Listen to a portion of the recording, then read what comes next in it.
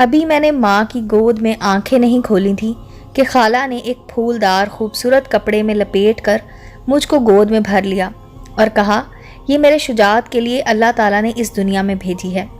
تبھی وہ میری دادی کی طرف مڑی۔ اماں گواہ رہنا، میں نے سنبل کو اپنے شجر کے لیے مانگ لیا ہے۔ ہاں بیٹی، ہم کو یہ رشتہ قبول ہے اور میں اس بات کی گواہی دوں گی۔ تبھی پاس بیٹھی خالہ کی ساس مسکرا دیں۔ شجاعت مجھ سے 4 یا 5 برس بڑا تھا اور وہ گاؤں کے ایک پرائمری اسکول میں پڑھتا تھا۔ اس کے اسکول کا رستہ چراگاہ کے پاس سے گزرتا تھا۔ جب وہ اسکول جا رہا ہوتا، ہم لڑکیاں اپنی بھیڑوں کو ہانکتی چراگاہ کی سمت جا رہی ہوتی، اور جب وہ چھٹی کے بعد واپس گھر کو لوٹ رہا ہوتا تب ہم لوگ بھی بھیڑ بکریوں کو اکٹھا کر کے واپس گھر کو چل دیتی۔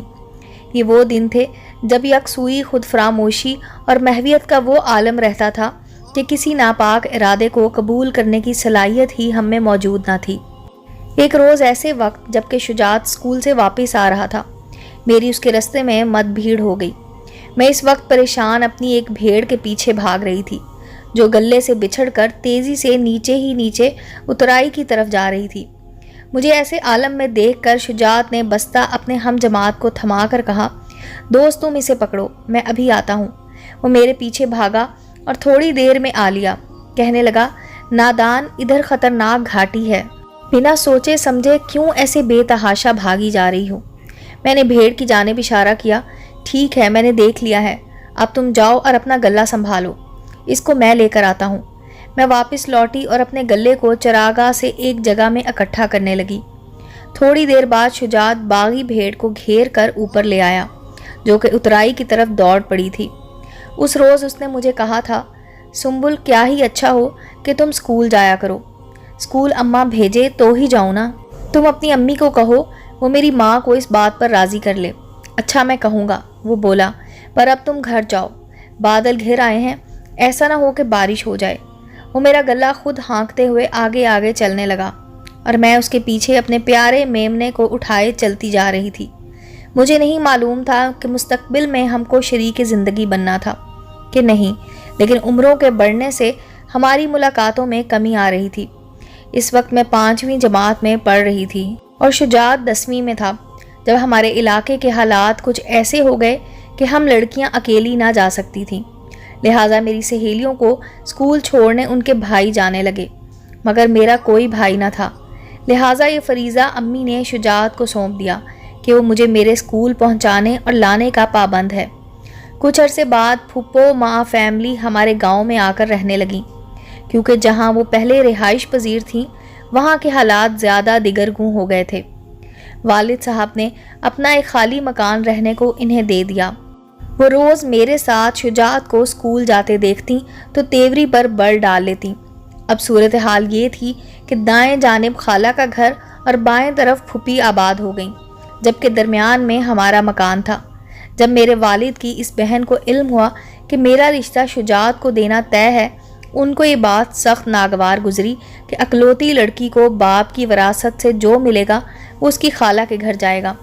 ان کا بھی ایک نکما بیٹا تھا جو عادات و خیالات سے پست فطرت کا مالک تھا۔ پھپھو نے اپنے فرزند سے مشورہ کیا۔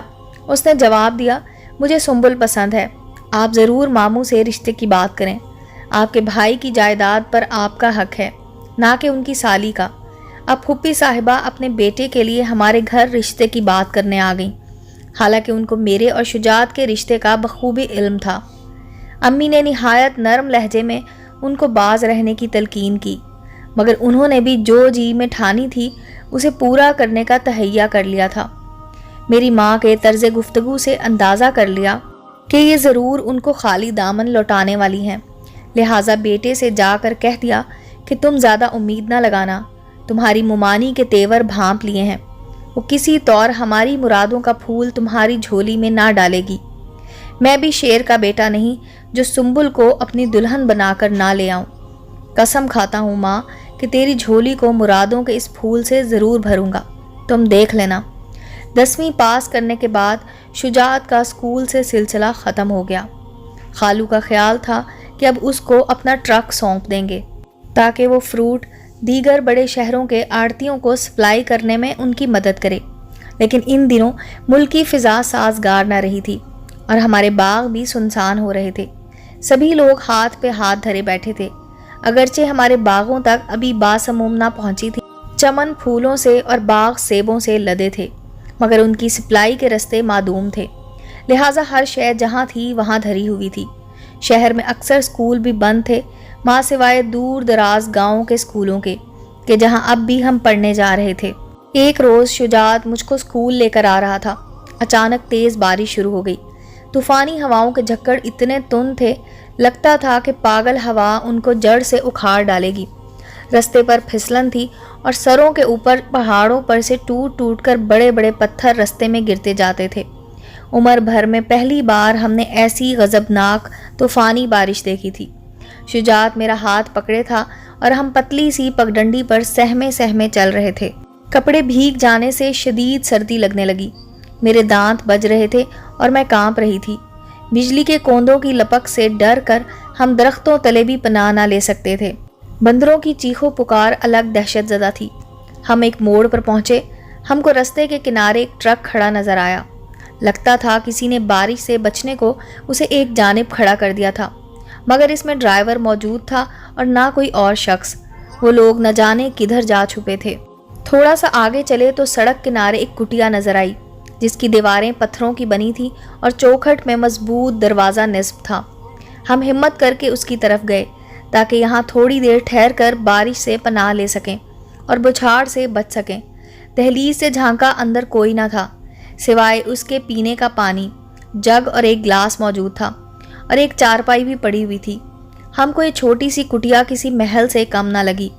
ہم اس میں گھس بیٹھے اور بارش رکنے کا انتظار کرنے لگے۔ آدھے گھنٹے میں بارش تھم گئی تو شجاعت نے باہر جھانکا، کہنے لگا بارش برائے نام رہ گئی ہے، لیکن رستہ بے حد خراب اور خطرناک ہو گیا ہے۔ مجھے تو گھر تک پہنچنا محال لگتا ہے، مگر گھر پہنچنا تو ہے، ذرا دیر میں اندھیرا چھا جائے گا، رات پڑ گئی تو کیوں کر سفر ہوگا، ابھی نکل چلو، گرتے پڑتے پہنچ ہی جائیں گے۔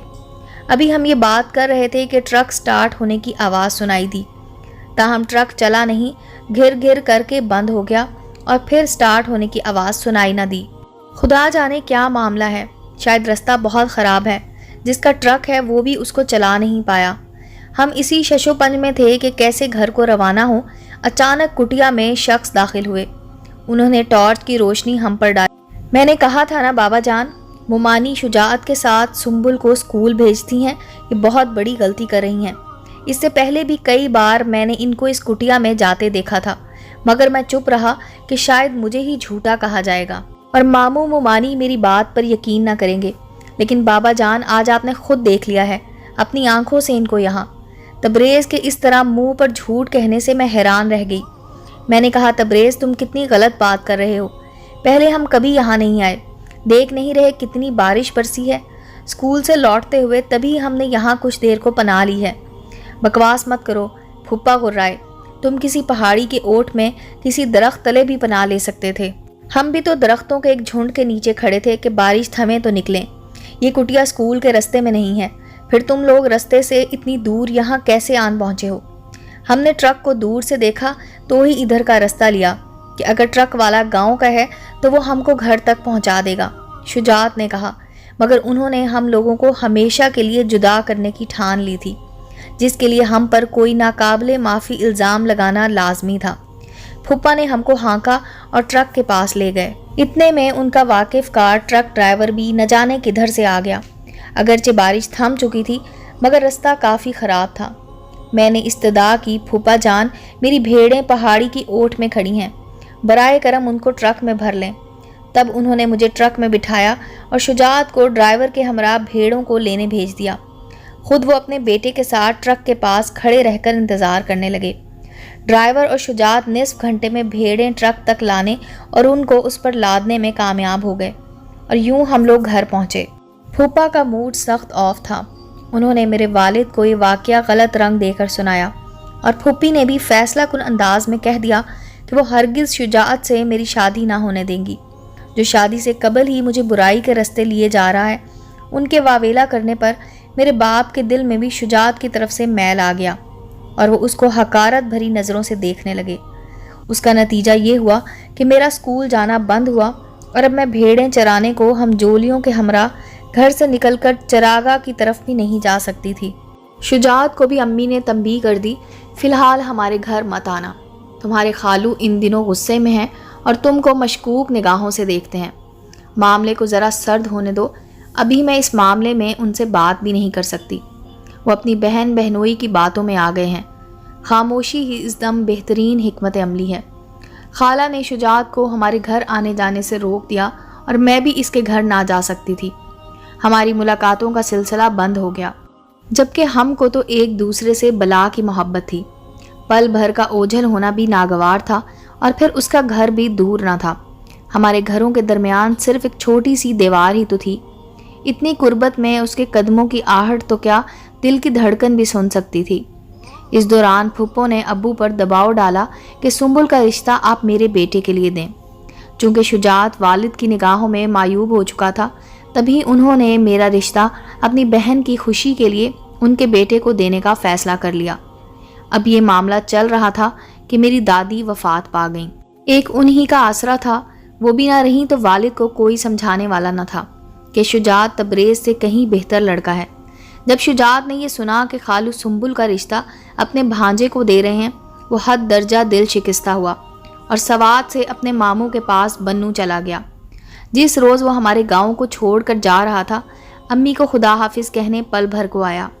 اس کی اتری ہوئی صورت دیکھ کر میری تو جان ہی نکل گئی، جان گئی کہ یہ مستقل مزاج اب گیا تو دوبارہ کبھی گاؤں میں قدم نہ رکھے گا، بلکہ اس کے ماں باپ بھی اس کے پیچھے بنوں چلے جائیں گے، کیونکہ حالات کے واضح اثرات اب ہماری خوشحالی پر پڑنے لگے تھے، اور اکثر گاؤں والے شہر والوں کی طرح بدحالی کے خوف سے نقل مکانی کرتے جا رہے تھے۔ وہ اپنی بھیڑ بکریاں سستے داموں بیچ رہے تھے۔ جب خالہ کا سارا کنبہ بنوں کوچ کر گیا تو پھپھی کی بن آئی اور وہ ہمارے گھر کے چکر کاٹنے لگیں۔ میں جانتی تھی کہ ان کا اس طرح ہماری طرف چکر کاٹنا خطرے سے خالی نہ تھا۔ چند ہفتے بعد تو انہوں نے ہمارے گھر ڈیرے ہی ڈال دیے۔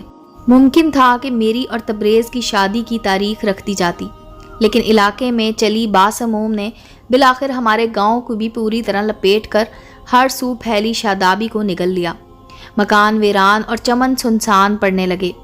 یوں والد صاحب اور پھپھو ماں اہل خانہ اپنے گاؤں کو چھوڑ کر بنوں آ گئے، اور پھر یہاں سے ڈیرہ اسماعیل خان جا کر پناہ گزین ہو گئے، کیونکہ یہاں میرے والد کے ایک قریبی عزیز مسجد کے امام اور عالم دین تھے۔ انہوں نے ہم لوگوں کو اپنے یہاں پناہ دی اور رہائش کا بندوبست بھی کر دیا۔ میرے خالو اور شجاعت بھی انہی امام صاحب کے پاس آتے جاتے تھے کہ ان لوگوں سے بھی ان کا قریبی تعلق تھا۔ یہ امام صاحب میرے خالو کے بڑے سوتیلے بھائی تھے اور شجاعت کے والد سے بھی بہت پیار کرتے تھے۔ ایک روز امام صاحب ہمارے گھر آئے تو خالو، خالہ اور شجاعت بھی ان کے ہمراہ تھے۔ بزرگ آپس میں باتیں کر رہے تھے اور مردان خانے میں تشریف فرما تھے، جبکہ خالہ اور شجاعت اندر امی جان کے پاس آ گئے۔ پہلی بار میرا دوبارہ شجاعت سے سامنا ہوا اور بات کرنے کا موقع بھی ملا۔ میں نے اس کو پھپھو کے ارادے سے آگاہ کیا تو اس نے کہا، سنبل تم میری بچپن کی مانگ ہو، ہماری دادیوں نے تمہارا ہمارا رشتہ طے کیا تھا، سو میں تم کو اپنی منگیتر ہی سمجھتا ہوں۔ اب اگر تم بھی اس رشتے کو مانتی ہو تو سمجھ لو کہ ہمارا جسم و جاں کا رشتہ ہے۔ تمہاری محبت اب میرے دل پر نقش ہو چکی ہے، یہ نقش تو اب موت بھی نہیں مٹا سکتی۔ تم مجھ پر اعتماد کرو اور اللہ پر بھروسہ رکھو۔ اس کے ان الفاظ سے میرے دل کو مضبوطی ملی اور میرے تن مردہ میں جان پڑ گئی۔ والد صاحب کو امام صاحب نے مشورہ دیا کہ اب گاؤں واپس جانے کی بجائے یہاں رہ کر کسی کاروبار کا سوچو، خدا جانے وہاں کے حالات کب تک ٹھیک ہوں۔ تم کاروبار کرو گے، میں اس میں تمہاری پوری طرح مدد کروں گا۔ والد صاحب جو جمع پونجی گاؤں سے لائے تھے، یہاں دکان لے کر فروٹ فروخت کرنے کا کام شروع کر دیا۔ مجھے بھی اسکول میں داخلے کی اجازت مل گئی، تب میرا دل خوشی سے جھوم اٹھا اور وہ اداسی اور بوریت ختم ہو گئی جس نے میرے دل پر ڈیرے ڈال دیے تھے۔ امام صاحبی کے حوصلہ دینے سے خالہ خالو بھی ڈیرہ اسماعیل خان آ بسے اور شجاعت کی بہن بھی اسی اسکول جانے لگی جہاں میں نے داخلہ لیا تھا۔ اب اس کی بہن سمرین کی بدولت ہمارا رابطہ پھر سے جڑ گیا۔ وہ اپنی بہن کو لینے اسکول آتا اور میں اس کا دیدار کر لیتی، جو بات کہنی ہوتی سمرین کے ذریعہ کہلوا دیتی۔ میرے لیے تو اتنا ہی کافی تھا کہ میرا شجاعت سے ناطہ پھر سے جڑ گیا تھا۔ یہاں تبریز کی دوستی ایک غیر ملکی نوجوان سے ہو گئی جو منشیات کے معاملات میں ملوث تھا۔ سچ ہے کہ بری صحبت انسان کو ضرور مصیبتوں میں ڈال دیتی ہے۔ تبریز کو بھی دولت کمانے کے لالچ میں اس لڑکے اور اس کے ساتھیوں نے ٹریپ کر لیا اور وہ اناڑی پہلی اڑان میں ہی گرفتار ہو گیا۔ اب اس کا چھڑانا مشکل امر ہو گیا۔ اس سلسلے میں امام صاحب بھی بے بس تھے۔ بہرحال کسی طرح پھپھا نے کچھ دے دلا کر بیٹے کو تو پولیس کے چنگل سے چھڑوا لیا، لیکن تبریز کی عزت رشتہ داروں کی نظروں میں 2 کوڑی کی رہ گئی۔ اب پھپھو جب والد پر اس کی اور میری شادی کے لیے دباؤ ڈالتی، وہ سوچ میں پڑ جاتے تھے۔ ادھر پھپھو آنکھوں میں آنسو بھر لاتی، جھولی پھیلا کر عرض مدعا بیان کرتی، تو ادھر بیٹی کا مستقبل تاریک نظر آتا تھا۔ شجاعت نے اس اثنا میں اپنا دھیان اپنے باپ کے کاروبار پر لگایا اور ٹرک پر فروٹ سپلائی کے کام میں کافی دولت کمانے لگا۔ انہوں نے پلاٹ خریدا اور اس پر گھر کی تعمیر بھی شروع کرا دی۔ نئے شہر آ کر بھی ان کی عزت و ساکھ بڑھنے لگی۔ والد یہ سب دیکھ رہے تھے، مگر بہن نے بین ڈالا ہوا تھا کہ میرے بیٹے کا کوئی قصور نہیں، نہ وہ مجرم ہے۔ نئی جگہ کسی اجنبی کو دوست بنا کر انجانے میں پھنس گیا تھا۔ اس بھول کی اتنی بڑی سزا نہ دو کہ ہم اور تم عمر بھر ایک دوسرے سے جدا ہو جائیں۔ سنبل کا رشتہ میرے تبریز کو دے دو تاکہ ہم بہن بھائی آپس میں مضبوطی سے جڑے رہیں۔ غرض ایسی باتیں کر کے میرے والد کو انہوں نے بالآخر اسیر کر لیا اور ابا جان نے ہار مان کر میری اور تبریز کی شادی کی تاریخ دے دی۔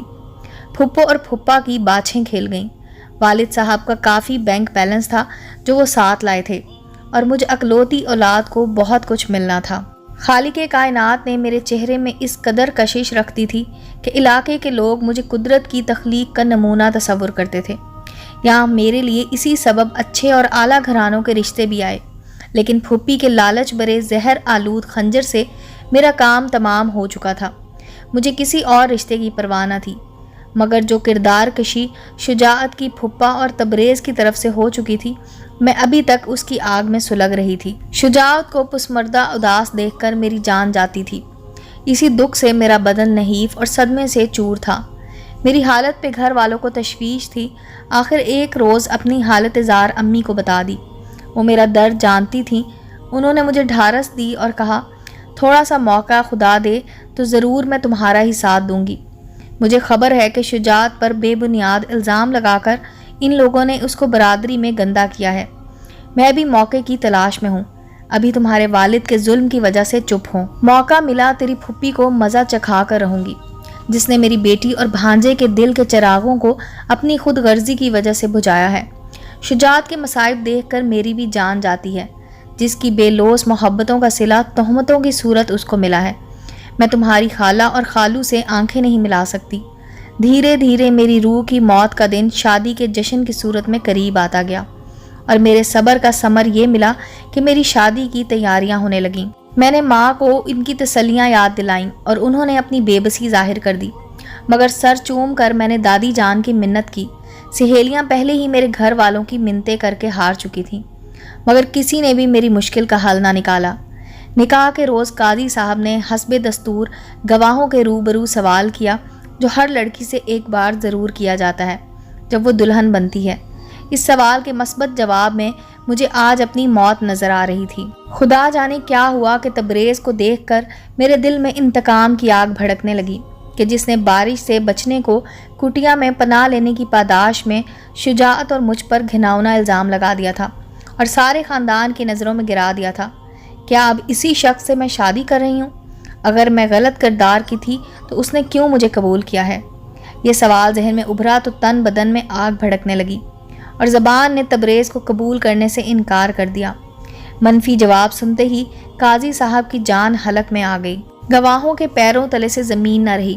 اب والد صاحب اور پھپھا قاضی صاحب کو بغیر میری قبولیت کے نکاح پڑھوانے پر مجبور کرنے لگے، تو وہ خلاف شرع امر پر راضی نہ ہوئے اور وہاں سے چلے گئے۔ یہ سب امام صاحب کے روبرو ہو رہا تھا کہ وہ بھی وہاں موجود تھے۔